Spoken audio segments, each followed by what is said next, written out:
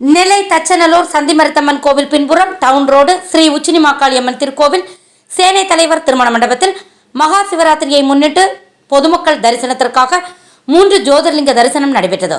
நிகழ்ச்சி 8/3/2024 முதல் 10/3/2024 வரை 3 நாட்களும் தினமும் காலை 8 மணி முதல் இரவு 8 மணி வரை வெகு சிறப்பாக நடைபெற்று வருகிறது.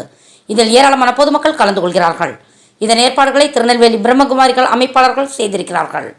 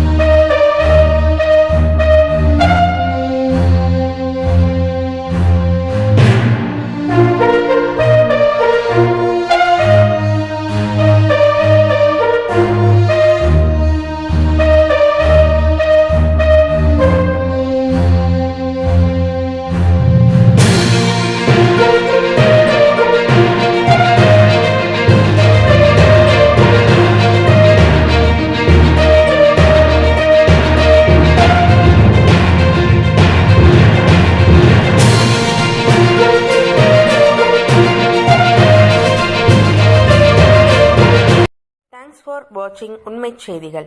நெல்லை செய்திகளை உடனுக்குடன் தெரிந்து கொள்ள சேனலை சப்ஸ்கிரைப் பண்ணுங்க, லைக் பண்ணுங்க, ஷேர் பண்ணுங்க.